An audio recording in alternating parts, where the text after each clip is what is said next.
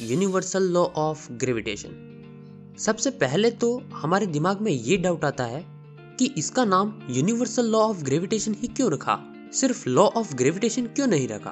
तो ऐसा इसलिए क्योंकि ये लॉ पूरे यूनिवर्स में सेम तरीके से काम करता है, इसलिए इसे यूनिवर्सल लॉ ऑफ ग्रेविटेशन कहते हैं। पिछले वीडियो में हमने ग्रेविटेशन का छोटा सा इंट्रोडक्शन देखा था, लेकिन आज के इस वीडियो में हम इस चैप्टर से रिलेटेड सारे डाउट्स और कॉन्सेप्ट्स को समझने वाले हैं। इस लॉ की डिस्कवरी को न्यूटन ने अपनी बुक प्रिंसिपिया ऑफ मैथमेटिका में लिख कर रखा था, जिसमें उन्होंने अपनी थ्योरी को मैथमेटिकली प्रूव किया। क्योंकि साइंस में ना चीजों को तभी माना जाता है जब उसका प्रूफ होता है।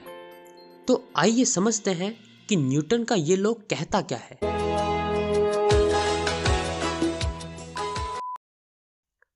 ये लॉ कहता है कि every object in the universe attracts every other object with a force which is directly proportional to the masses of object and inversely proportional to the square of distance between them।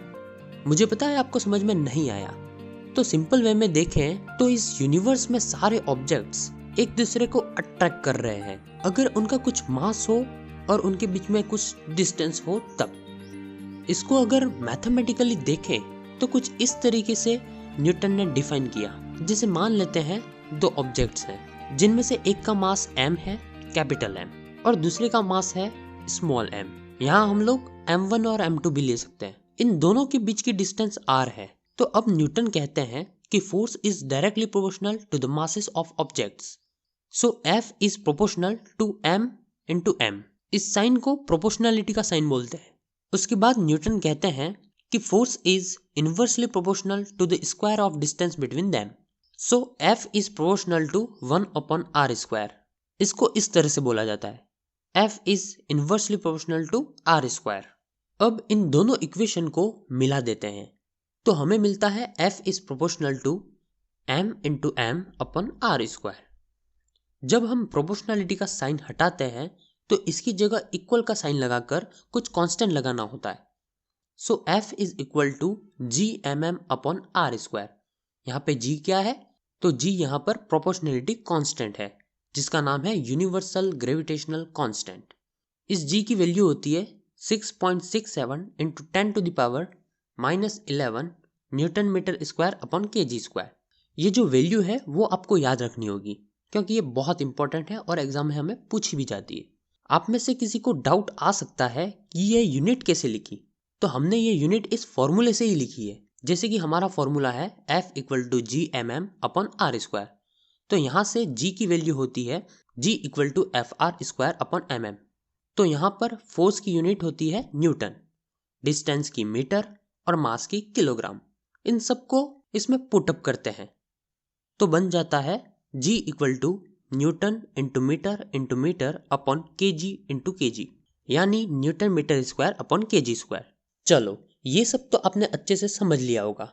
अब हम लोग अपने imagination power को on करके practically समझेंगे कि ये formula कैसे काम करता है। हमने फर्स्ट इक्वेशन में पढ़ा कि force is proportional to capital M into small m, यानी दोनों ऑब्जेक्ट का मास जितना ज्यादा होगा उतना ज्यादा ग्रेविटेशनल फोर्स अट्रैक्ट करेगा दोनों को। मास का मतलब होता है कि उस ऑब्जेक्ट में मैटर कितना भरा हुआ है।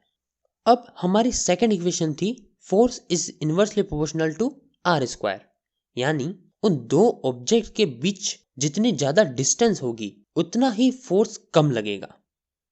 जैसे चुंबक में होता है, चुंबक को जैसे ही दूर ले जाते हैं वैसे ही मैग्नेटिक फोर्स कम हो जाता है। क्यों? क्योंकि उन दोनों में डिस्टेंस बढ़ गई। इसी तरह से ग्रेविटेशनल फोर्स भी काम करता है, लेकिन ये फोर्स बड़े बड़े ऑब्जेक्ट में ही दिखाई पड़ता है।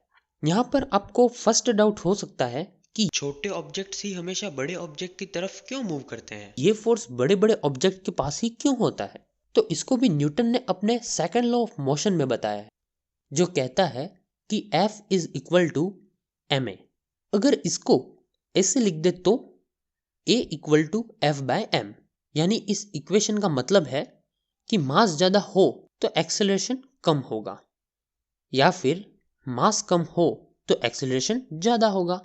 अगर आपको एक्सेलरेशन का मतलब पता नहीं है तो अभी के लिए आप एक्सेलरेशन को मूवमेंट या मोशन समझ लो। सो इस इक्वेशन से हमें पता चलता है कि जिसका मास ज़्यादा होता है वह ज़्यादा मूव नहीं करते हैं, और इसीलिए मास ज़्यादा होने की वजह से इनमें ग्रेविटेशनल फोर्स भी बहुत ज़्यादा होता है।